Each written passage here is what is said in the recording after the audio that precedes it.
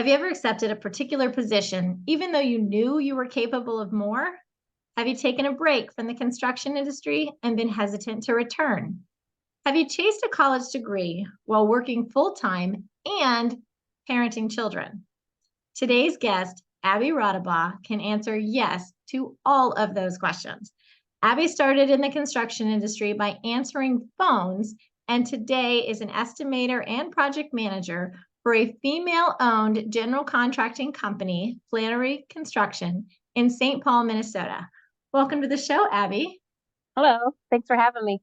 Absolutely. So you started answering phones at an HVAC company. Like how did you even find the job and decide like, oh, I think I'll try this construction industry company? That one, it was an accidental choice, accidentally on purpose.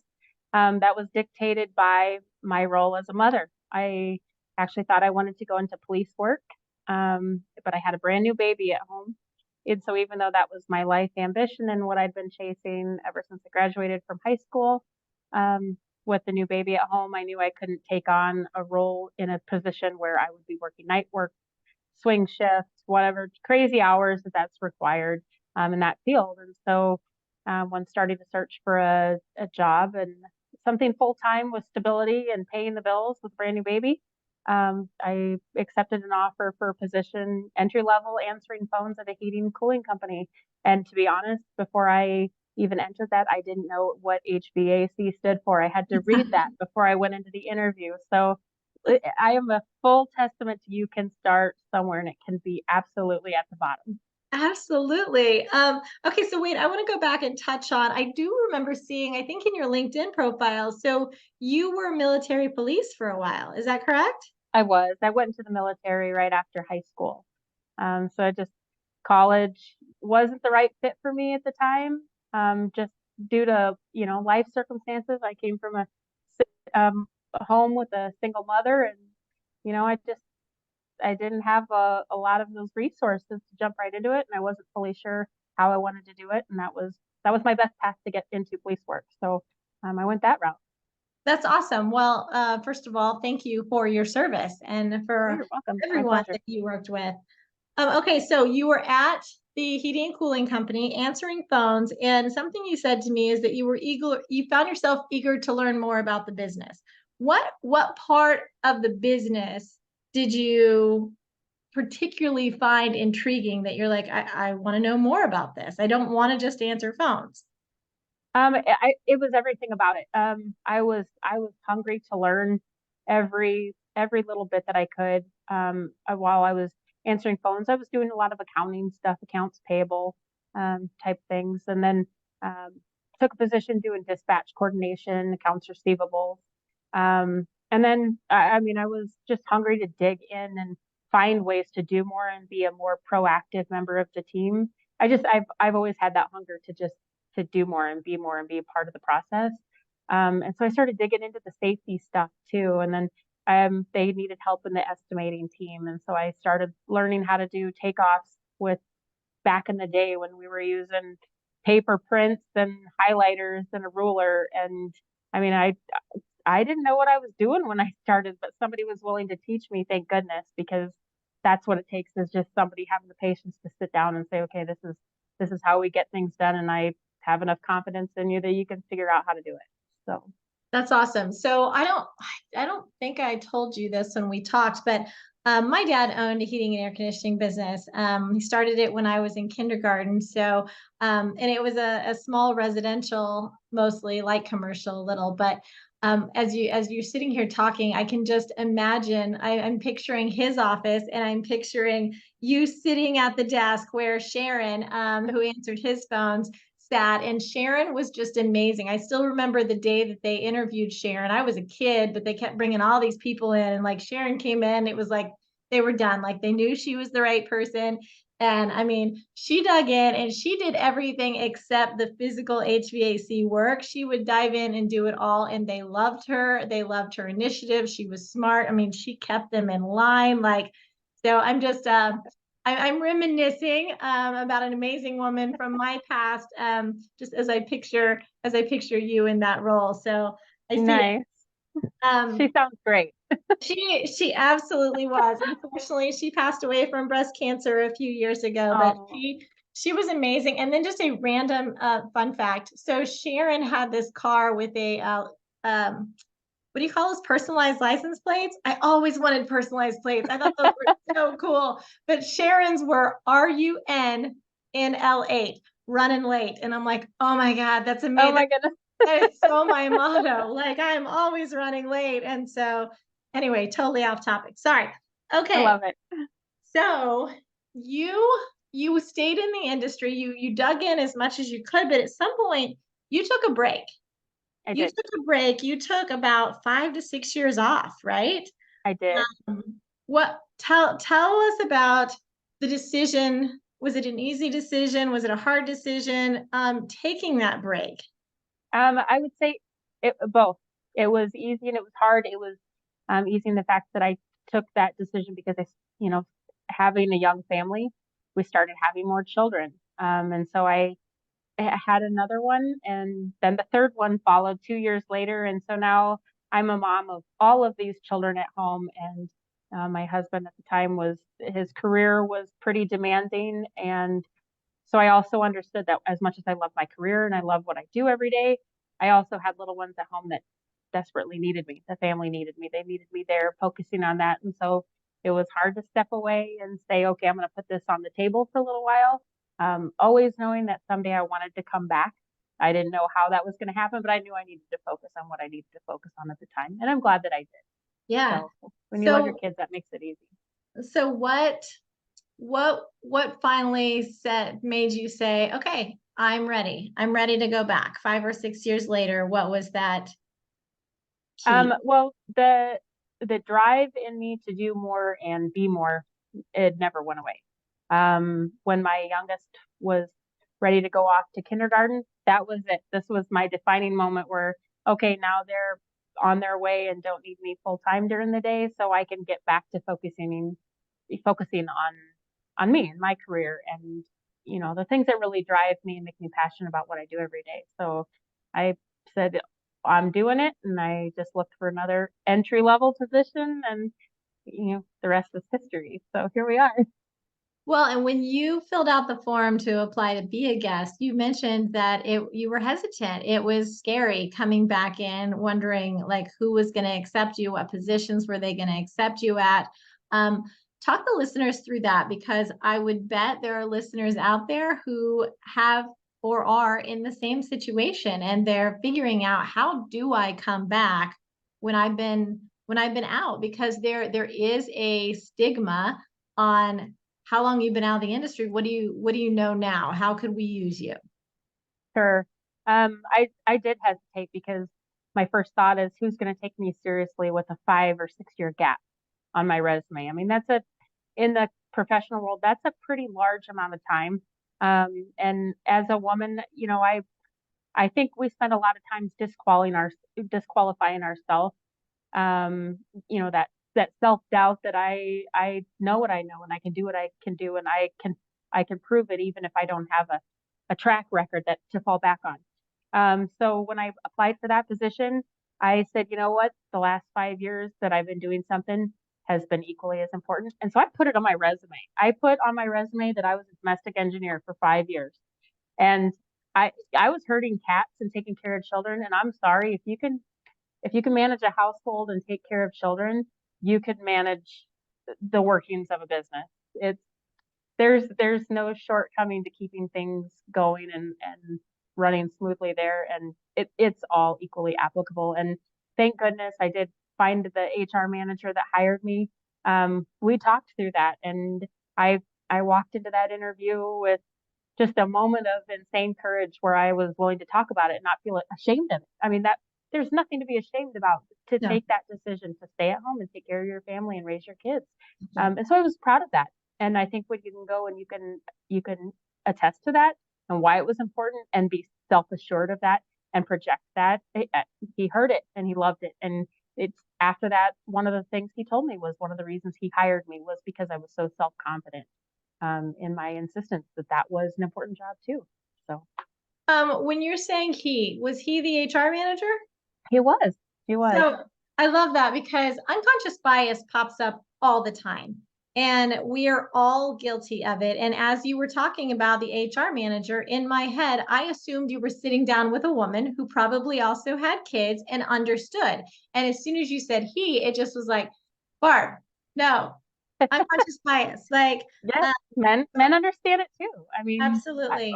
we have to give them the benefit of the doubt that they too have family and they have children and they know the demands that are required of doing that task. So I was glad that he heard that and he had children of his own and he understood. And so I wouldn't assume that they don't also, give grace and understanding there that it's a big task. Yeah.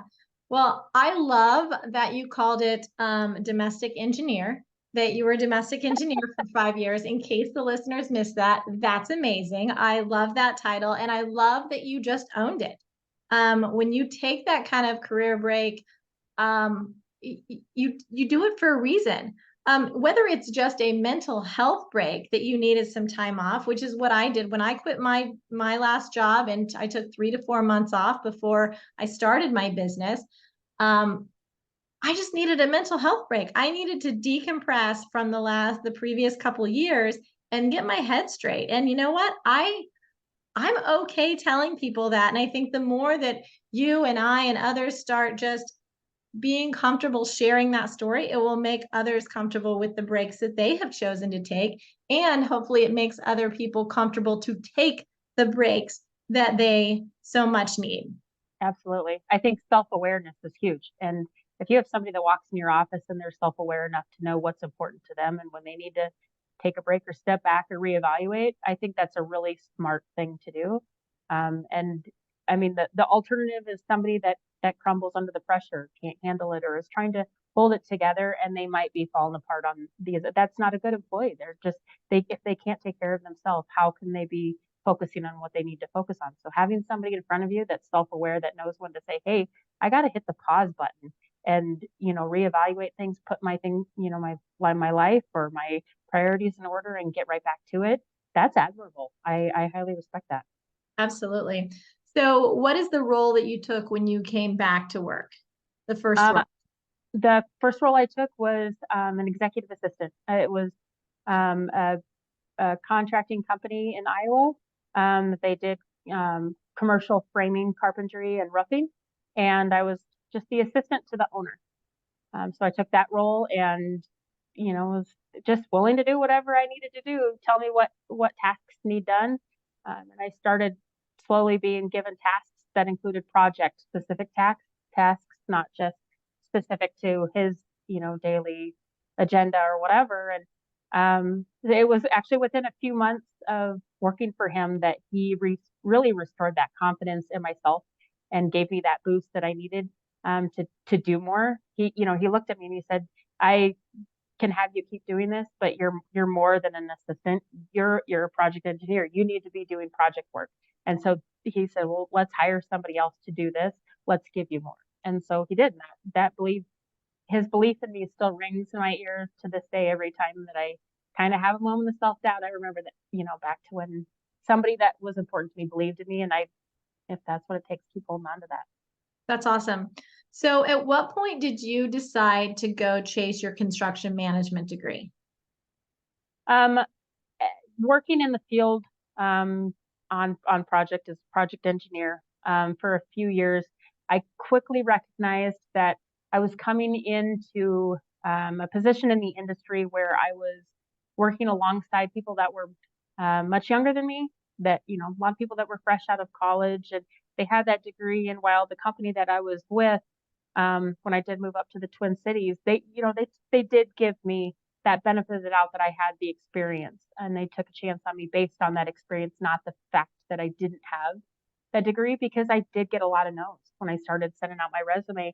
I had quite a few, great leading general contractors in the area that simply turned away my resume because they said I wasn't qualified because I didn't have that degree.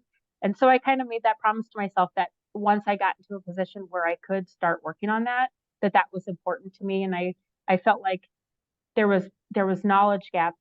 Um, while I am confident in what I'm doing and while I have a lot of experience, I will be the first to say that there's always something more that I could learn or need to learn or something that's just going to make me better at my job. Sure. And so if there's a gap, I'm going to find it and I'm going to fill it in with everything that I can and soak up all that knowledge. So that way, I can confidently go in every day, know that I know what I'm doing and I have the expertise to back it up and I'm going to make minimal mistakes because I do have that. And so I got into a position with a company that supported me going back to school. They were all for it. And as long as I was getting my work done and keeping things balanced out, they were right behind me and encouraged me to do that along the way. And so I found a university that did all completely online. I didn't have to walk into a classroom ever. And this was pre-pandemic. And so, of course, now there's a lot more universities that do offer that. But I did find the one accredited college because they're out there that do offer these classes online. And so my free time and evenings and weekends, I was spending doing classwork and going to work during the day and trying to figure out time to make dinner in between. Which university did you choose? I attend Indiana State University. They're out of Terre Haute, Indiana, and I'm currently in my senior year. That's awesome. So you started your degree while you were working full time Mhm. and had how many kids at home?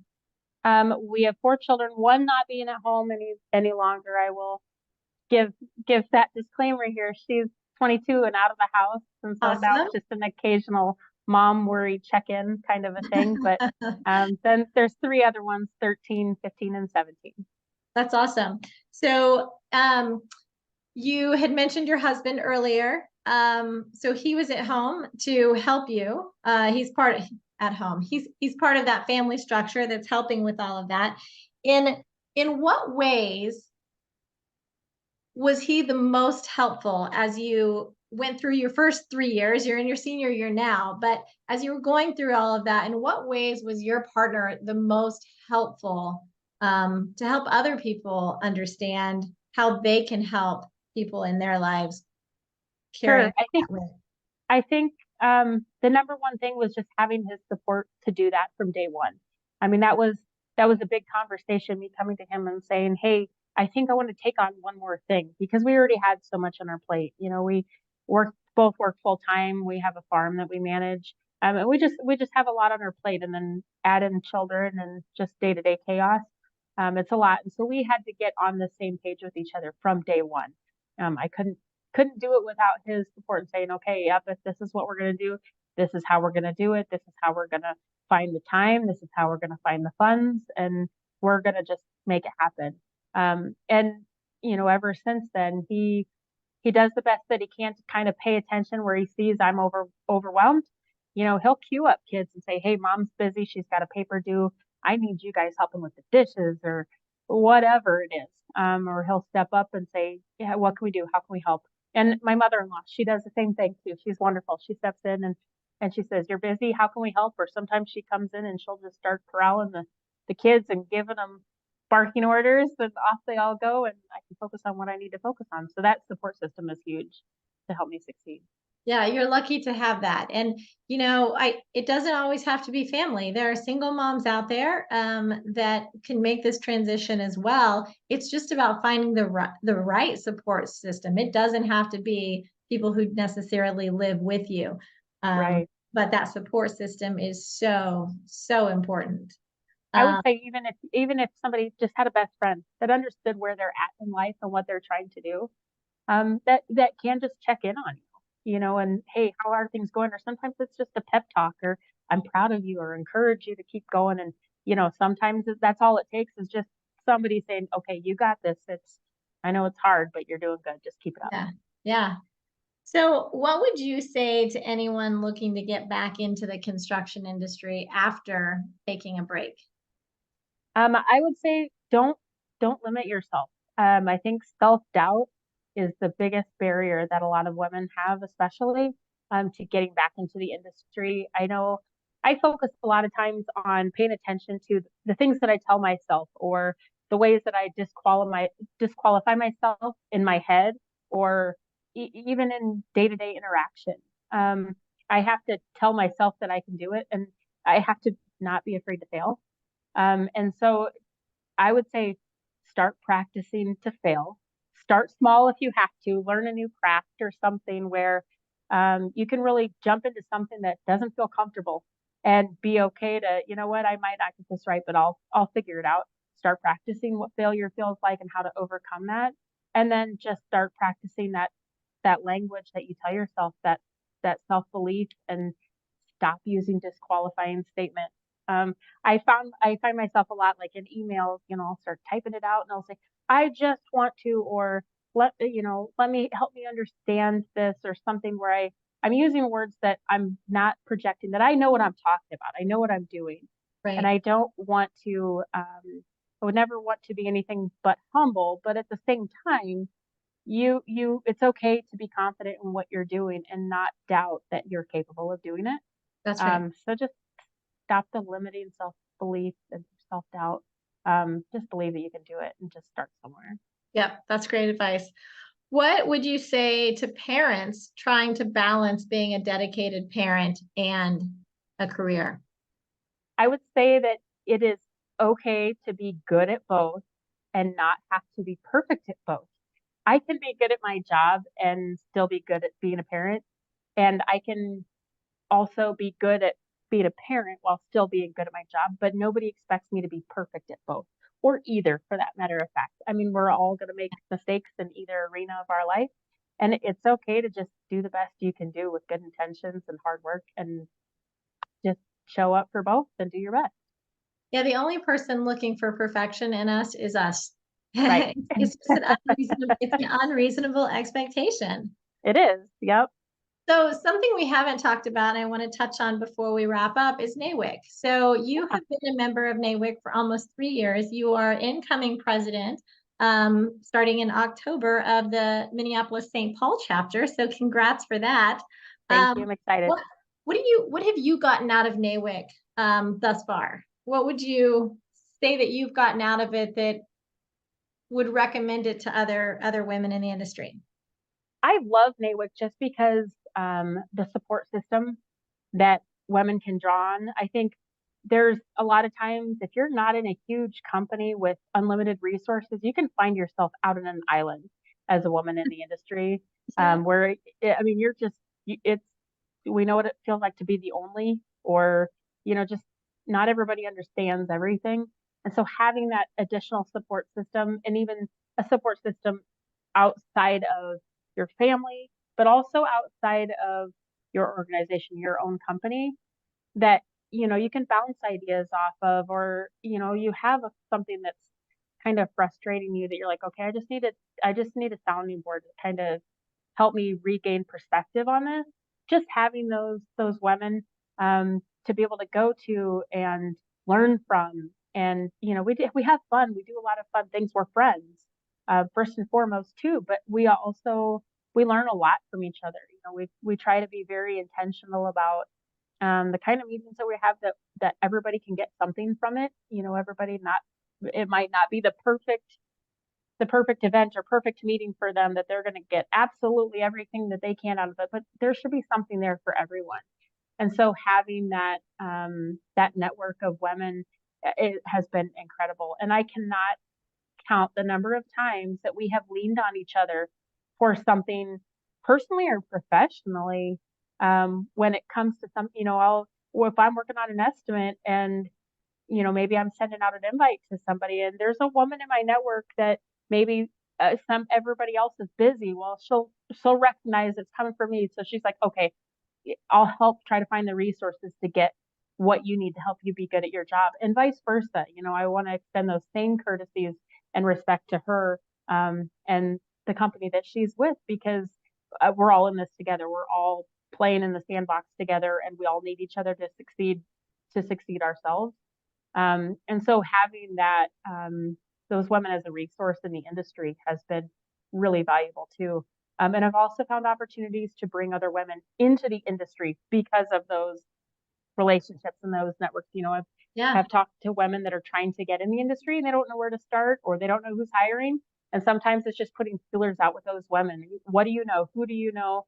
There's another woman that we need to bring up and help up. How do we get her started? And then that helps me know where to go to put her in touch with those resources for the right person to talk to get her there. I might not know everything, but somebody does somewhere. So I've seen women come into the industry because of those connections.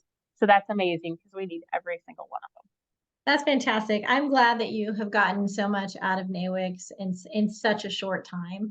And I have really appreciated you taking the time to share your story with us today. I am hoping that it has provided the encouragement and motivation that someone out there needed to jump back into the construction industry, no matter how long of a break they have taken.